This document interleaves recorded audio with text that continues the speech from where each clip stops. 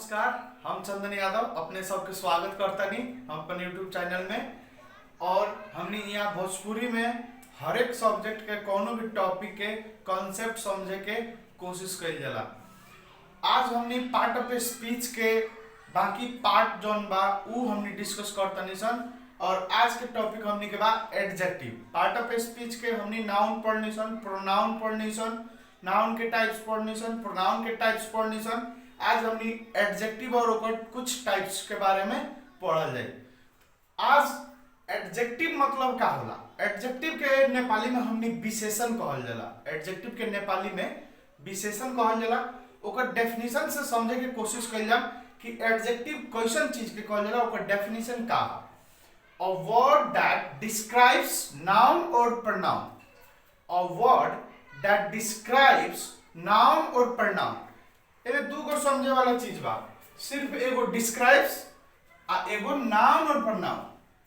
ये दू गो चीज ही समझे के सबसे ज्यादा इंपॉर्टेंट चीज बा। अगर ये दू गो चीज समझता नहीं सन तो हमनी एडजेक्टिव समझ गई नहीं सन। एडजेक्टिव उ चीज ह, उ वर्ड ह, उ शब्द ह जो नाउन और प्रोनाउन के डिस्क्राइब करला, मतलब ओकरा बारे में बतावेला। एडजेक्टिव वर्ड उ वर्ड ह जो नाउन या फिर प्रोनाउन के बारे में बतावेला, हमनी के जानकारी देवेला, कुछ खास चीज ओकरा बारे में बतावेला। अब नेपाली में समझल जा। नेपाली के डेफिनेशन से नाम व सर्वनाम को गुण, दोष, संख्या, परिमाण आदि विशेषता जनाउने शब्दलाई विशेषण भनिन्छ।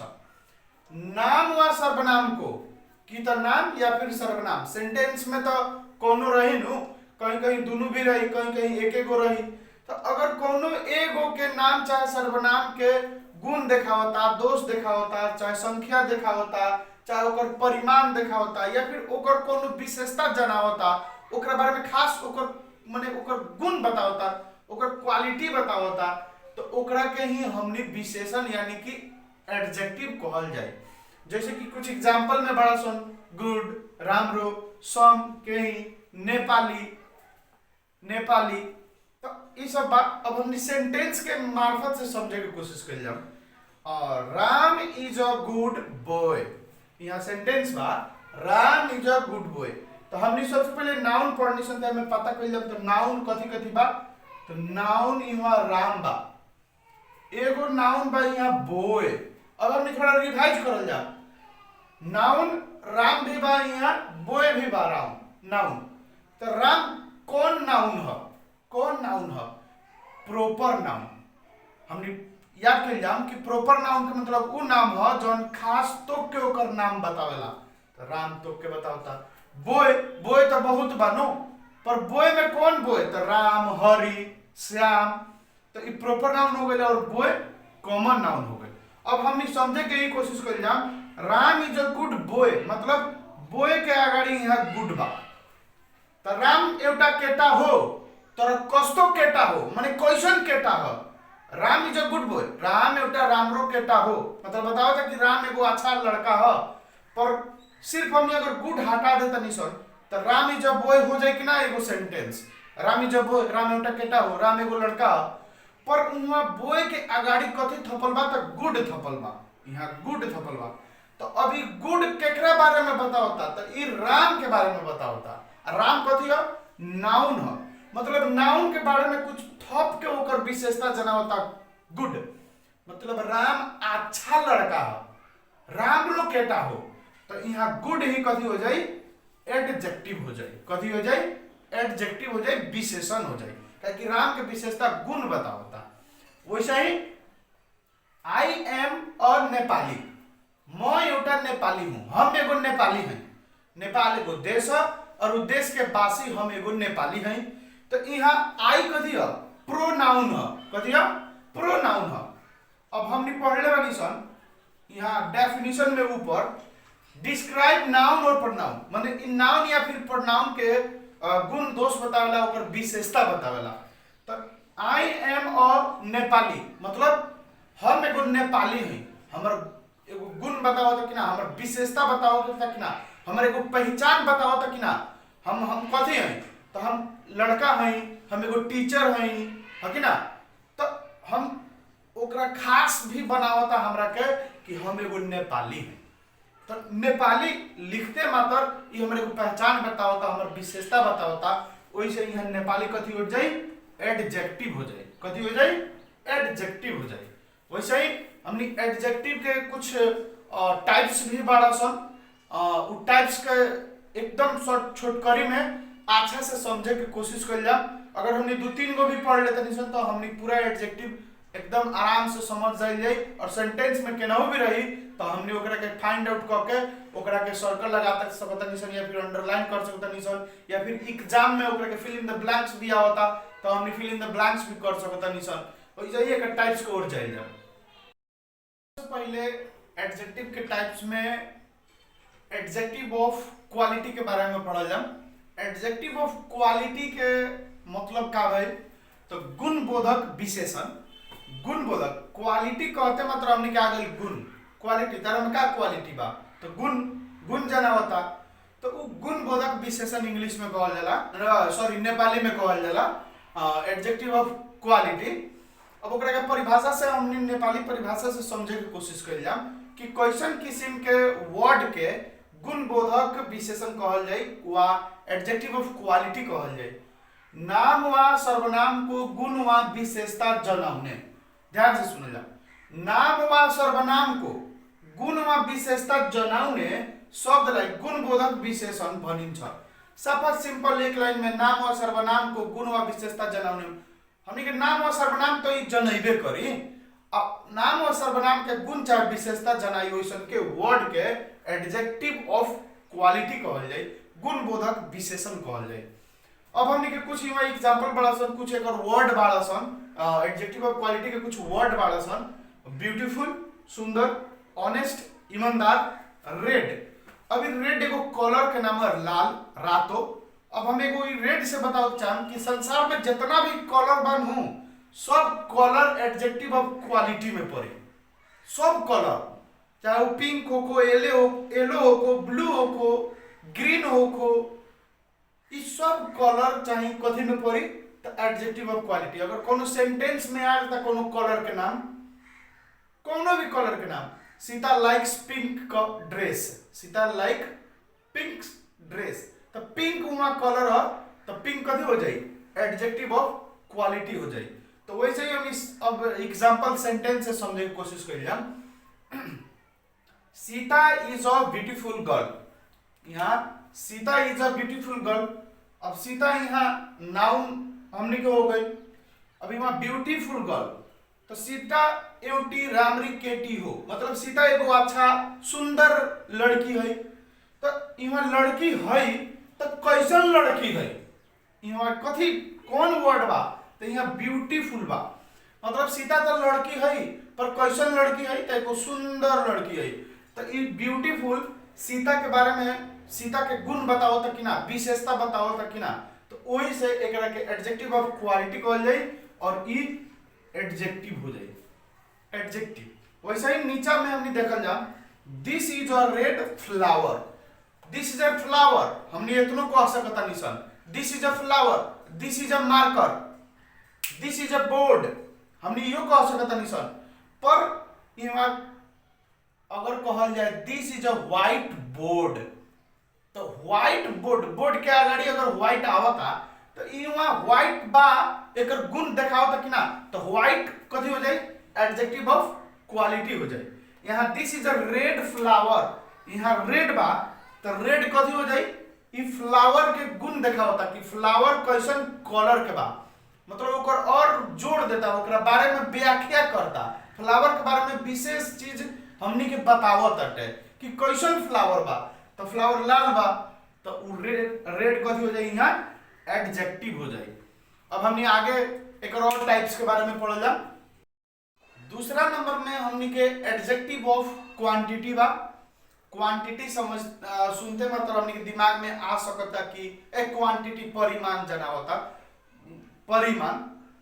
तो क्वांटिटी परिमाण बोधक विशेषण नेपाली में कहल जाला। डेफिनेशन से समझे की कोशिश कइल जा। नाम वा सर्वनाम को, नाम वा सर्वनाम को परिमाण बताउने र कति भनेर प्रश्न गर्दा उत्तर आउने विशेषणलाई परिमाण बोधक विशेषण भनिन्छ।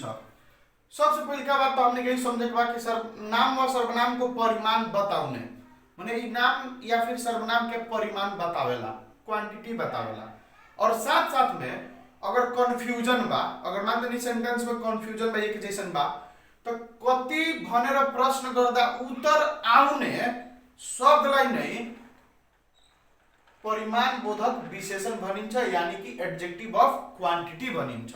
एडजेक्टिव अफ क्वांटिटी कहल जाला के र कति से प्रश्न कइले अगर उत्तर आवता तब, या फिर परिमाण जनावता तब। हमनी कुछ एग्जांपल बा यहाँ सम, केही, एनी, मोर, etc। अब हमनी सेंटेंस से समझे के कोशिश कर जा। There is enough food in the kitchen. Simple पहले ये सेंटेंस समझ जा। There is enough food in the kitchen, यहाँ देयर इन द किचन। अब ये नाउन या फिर प्रोनाउन के क्वांटिटी जनावेला तो यहाँ फूड कथी बा, नाउन बा। फूड कथी बा, नाउन बा। अभी फूड नाउन बा तो ओकर क्वांटिटी कथी जना रहल बा, तो यहाँ इनफ बा ई जना रहल बा। क्वांटिटी ई नाउन हो गई फूड, और ई फूड के क्वांटिटी कथी जना होता, तो ई इनफ, ज्यादा, बहुत ज्यादा। तो ई नाउन के क्वांटिटी जना देलक, मतलब इहे ह एडजेक्टिव ऑफ क्वांटिटी। अगर एडजेक्टिव ऑफ क्वांटिटी के पूछता इस सेंटेंस में बताओ एडजेक्टिव ऑफ क्वांटिटी केने बा, तो तू इनफ बता सकता रह। अगर मात्रा पूछी कि एडजेक्टिव बताओ एडजेक्टिव कौन है, तो इनफ एडजेक्टिव है। सीधे सिंपल जवाब एमे इस सेंटेंस में एडजेक्टिव कौन है, तो इनफ है। अब इनफ बतैला के बाद में केहू पूछ सकता इनफ अगर एडजेक्टिव है, विशेषण है, तो कौन किस्म के विशेषण है, कौन किस्म के। तो हमने के सोचे के पड़ी कि ई फूड के क्वांटिटी जना होता, तो ई एडजेक्टिव ऑफ क्वांटिटी है।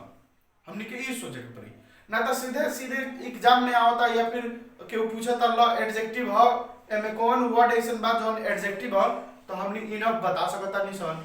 अगर केहू ढेर तेज बा और अपने से सारा डीपली जाने के चाहता कि अगर इनफ एडजेक्टिव है तो कौन किस्म के एडजेक्टिव है, तो हम बता सकता नहीं कि एडजेक्टिव ऑफ क्वांटिटी है, परिमाण बोधक विशेषण हुए। अब दूसरा सेंटेंस में हमने देखा जा, he has some mangoes, he has some mangoes. अब यहाँ ही हैज सम मैंगोज, तो यहाँ मैंगोज नाउन हो गए। अभी नाउन के विशेषता परिमाण कथी जना रहल बा, तो यहाँ सम जना रहल बा, तो ये सम कथी हो गई, एडजेक्टिव हो गए। अभी कौन एडजेक्टिव है, तो एडजेक्टिव ऑफ क्वांटिटी हो गए। ठीक बा। अब हमने ई पढ़ लेने सर, हमने एगो और एक बारे में हम नोट में बता दी कि कबो भी adjective of quantity uncountable noun के आगाड़ी लागेला। कबो भी हो सकता कि एडजेक्टिव में कहीं और सम भी यूज होता, इनफ भी यूज होता, या फिर और भी कोनो वर्ड बा जो दूसर भी एडजेक्टिव के टाइप्स में पार्ट में यूज होता, हो सकता, कहीं मिल सकता, बुक में भी मिल सकता, गूगल पर भी मिल सकता। पर इस सम ई क्वांटिटी में ही कहा लागता, काहे कि उ यहाँ अननोन बा, ओकर फिक्स नहीं है। सम के अगर गूगल पर मीनिंग सर्च करबा तो ई बताई unknown, it means it is not fix. सम फिक्स क्वांटिटी ना जनावेला, कबो भी सम के मतलब फिक्स क्वांटिटी ना जनावेला। सम 100 में अगर 100 रुपया का बात होता, उनमें कहबो आई नीड सम, तो उनमें 10 रुपया भी हो सकता, 50 रुपया भी हो सकता, 90 रुपये भी हो सकता। अगर 1000 में बात करबो तो उनमें 100 भी हो सकता, 200 भी हो सकता, 500 भी हो सकता। करोड़ों में बात करबो तो उनमें लाखों में जा सकता, मतलब सम फिक्स ना रहेला। तो वही से ई सम कबो भी अगर क्वांटिटी के जहां बात होता तो अनकाउंटेबल नाउन के आगाड़ी ही ई क्वांटिटी एडजेक्टिव के यूज कइल जाला। ई नोट में बस एगो साधारण दिमाग में रखो, उसे प्राय ना भेटी, पर अगर भेटता तो सोचे वाला बात ई बा और बतावे वाला बात भी ई बा, समझे वाला बात बा। अब हमनी आगे बढ़ल जाम। हमनी के पास बात तीसरा टाइप्स एडजेक्टिव ऑफ नंबर, जौना के नेपाली में संख्या बोधक विशेषण भी कहल जाला। तो ई नंबर पढ़ते मात्र हम निकालते हैं ई नंबर जनावत हो ओकरे के कहल जाला एडजेक्टिव ऑफ नंबर। अब एकर परिभाषा भी एकदम सरल और छोट बाटे। नाम और सर्वनाम को संख्या बुझाउने शब्दलाई संख्या बोधक विशेषण भनिन्छ। नाम वा सर्वनाम के संख्या बताई बस कि नाम कितना बा सर्वनाम कितना बा ओकर संख्या जना दी सेंटेंस में। अगर एगो सेंटेंस बा तो नाम या फिर सर्वनाम के उस संख्या के डिस्क्राइब कर दी, बता दी। तो हमनी के पास एग्जांपल भी बड़ा सन 1 2 1000 अ फ्यू अ लिटिल। अभी में हम एगो एक का बताएं कि जैसे एडजेक्टिव ऑफ क्वालिटी में हमनी पढ़नी सन कि पूरा संसार के रंग बा, हजारों जितना भी रंग बा उस सब रंग अगर एडजेक्टिव ऑफ क्वालिटी में आवता, वैसा ही 1 से लेके लाखों करोड़ों अरबों खरबों जितना भी नंबर बा, जितना भी संख्या बा, उस सब संख्या कथी में पड़ जाए एडजेक्टिव ऑफ नंबर में पड़ जाए। एमे कोनो सोचे वाला दूसर बात नहीं है। जितना भी रंग होगा black red white blue purple ये सब रंग चल जाए कहाँ एडजेक्टिव ऑफ क्वालिटी में। और ये जितना भी नंबर बा संख्या बा 1 से लेके अरबों खरबों तक उस सारा नंबर चाहे कितना में कथी में चल जाए तो एडजेक्टिव ऑफ नंबर में चल जाए। मतलब वो भी एडजेक्टिव है, वो नंबर भी एडजेक्टिव है, विशेषण है। हमने ये बुझल जा कि वो रंग भी विशेषण है, उस संख्या भी विशेषण है, गुण दोष बतावे वाला हर एक वर्ड विशेषण है। हमने यहाँ समझता नहीं सन विशेषण, पर विशेषण में भी अगर केहू घुस के पूछ देवे कि ई कौन प्रकार का विशेषण है, ई कौन विशेषण एकरा के कहल जाला, तब हमनी के ई जरूरत पड़ी, ई सब चीज के समझे के जरूरत पड़ी। हमनी समझले रहन सन तो हमनी सेंटेंस में अगर विशेषण बा तो हमनी बता सकत नहीं सन कि ई कौन कैटेगरी में विशेषण पड़ेला। जैसे सेंटेंस से समझल जा, I have 10 rupees, I have 10 rupees. यहाँ रुपीज तो बोलले बा पर एक संख्या बताओ कि हमारा पास कितना रुपया बा, कितना रुपया बा तो 10 रुपीज बा। तो ई 10 तो विशेषण है, एडजेक्टिव है। हमनी के पहले सबसे पहले बुझ लेनी सन 10 विशेषता जनावत है कि हमारा पास कितना रुपया बा। ई तो हमनी बुझ गनी सन तो 10 एडजेक्टिव है। अगर केहू एग्जाम में भी आ जाता चाहे केहू पूछता कि लो आई हैव 10 रुपीज में एडजेक्टिव कौन है, विशेषण कौन है, तो 10 है, 10 है एडजेक्टिव है। अब फिर केहू पूछ सकता ना, अगर चाहे क्वेश्चन में अगर दे देवे कि just classify the different types of adjective and right their name, माने हर एक एडजेक्टिव के अलग अलग करके टाइप्स के भी लिखे के बाद तो हमनी के समझले रहम सन तो करके लिख देम सन। अब 10 कौन एडजेक्टिव है तो adjective of number, adjective of number भी हमने लिख सकते हैं सन। अब यहाँ बात दूसरा का में we stayed a few days in hotel, मतलब we stay a few days in hotel। यहाँ इन होटल बा तो हमने होटल में रुकनी सन, कितना दिन रुकनी सन, a few days, a few days। तो यहाँ डेज के हमने ना लिखल जाए पर a few कथी हो जाए, a few कथी हो जाए एडजेक्टिव हो जाए, a few कथी हो जाए एडजेक्टिव हो जाए। तो a few एडजेक्टिव हो गई तो कौन किस्म के एडजेक्टिव है तो ये तो संख्या जनावता a few मतलब एकदम 2-4 दिन या फिर 5 दिन 10 दिन, मतलब एकदम गिन सकल जाता। a few का मतलब कम, a few का मतलब कम, एकदम कम दिन, 2-4 दिन 10 दिन एंगे तो उतना दिन हमनी काउंटेबल बा। हमनी ऊपर पढ़ने ऐसा कि सम कबो भी अनकाउंटेबल नाउन के आगाड़ी लागेला। हमनी क्वांटिटी में पढ़ने सन कि अनकाउंटेबल नाउन के आगाड़ी लागी, पर यहाँ डेज बाटे तो ई डेज अनकाउंटेबल नहीं है नु, ई तो काउंटेबल बा नु, है कि ना। हफ्ता में 7 दिन, महीने में 30 दिन, साल में 365 दिन, तो ई तो काउंटेबल बा नु। ओसे a few लागता तो ई कथी के शो करता, एडजेक्टिव शो करता, पर कौन एडजेक्टिव शो करता तो ई एडजेक्टिव ऑफ नंबर शो करता। बाकी एडजेक्टिव के पार्ट्स हमनी के पढ़ने की कोनो जरूरत नहीं है, वो हमनी इतने से ही काफी बार हमनी समझ सकते हैं। पूरा एडजेक्टिव एग्जाम में आई तो अंडरलाइन या फिर फिल इन द ब्लैंक्स हमनी कर सकता नहीं सन, या फिर नेपाली सब्जेक्ट में भी हमनी के काम करता नहीं सन। तो नेपाली में भी अगर शब्द आवता 5 नंबर के आवेला भी तो हमनी में छान सकता नहीं सन कि एमे विशेषण कौन है। विशेषण वो चीज है जो नाम या फिर सर्वनाम के विशेषता देवेला, माने ओकरा बारे में थप कुछ हमनी के बतावेला। अब आई एम अ बॉय, तो हम तो जना देलक I am a boy, but I am a good boy, no, तो गुड कथी जनेलक ह, तो हमरा बारे में कुछ थप जानकारी देलक हुए। तो वैसे ही हमनी के विशेषण और भोजपुरी में जौन पढ़नी है उ नेपाली, इंग्लिश, हर एक सब्जेक्ट खतरा यूजफुल बा। और आशा बा कि सब क्योंकि अच्छा लागल हुई। अगर अच्छा लागल हुई तो लाइक करी, शेयर करी, कमेंट करी और चैनल के सब्सक्राइब करी, सपोर्ट करी। हमरा विश्वास बा कि हमारी मेहनत से कुछ ना कुछ विद्यार्थी के हेल्प मिलत हुई। बस उतने हमरा चाहिए कि हर विद्यार्थी समझ सके, पढ़ सके और अपना से बना सके, अपना से अपन होमवर्क कर सके। धन्यवाद। जय नेपाल।